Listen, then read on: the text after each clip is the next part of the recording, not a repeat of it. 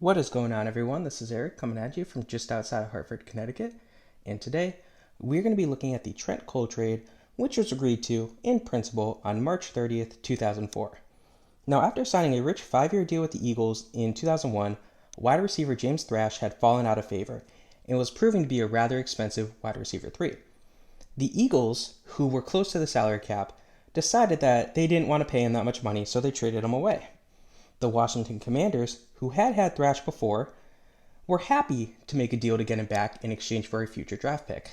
So how did this deal work out? We'll start by looking at the Washington Commanders, who were reunited with wide receiver James Thrash. Now, Thrash was brought back to Washington with the hope of being a top receiver. Unfortunately, things did not pan out as hoped. Thrash failed to win a starting job, and he served as a wide receiver 3/4. He would catch 17 passes and turn it into 203 yards in 2004. He would have yet another down year in 2005, as he only managed to end the season with 14 receptions for 194 yards.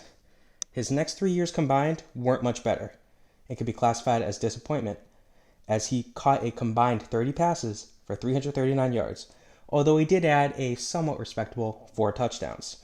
Now, after he failed a physical prior to the 2009 season, Washington said enough is enough, and they decided to release him.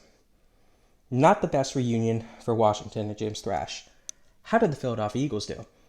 So, in exchange for James Thrash, the Eagles got a 2005 fifth-round pick. This would become the 146th overall selection, and with that, the Eagles would grab defensive end Trent Cole. Now, Cole started off his rookie season as a backup, but he showed promise as a pass rusher, as he would record 5 sacks. He would take over the starting role early in 2006 due to an injury, and he responded with a strong campaign, which saw him post 8 sacks and his only career interception, which he actually would return for the only touchdown in his career. He would earn an extension midway through that season, thanks to the old CBA. Now, he broke out in 2007, recording a career-high 12.5 sacks and 4 forced fumbles, while adding 70 tackles. And he had another solid year in 2008, recording 9 sacks.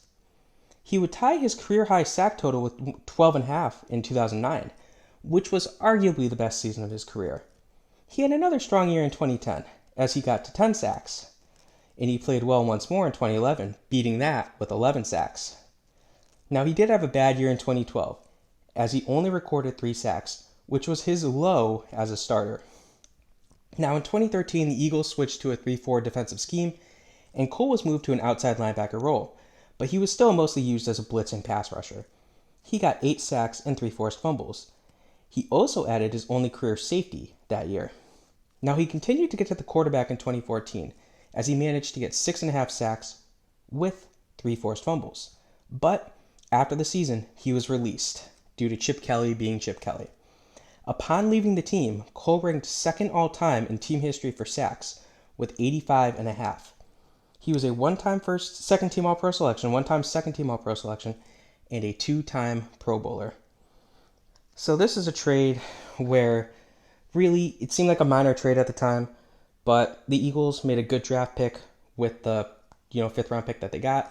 Washington, unfortunately, just whiffed on reuniting with James Thrash.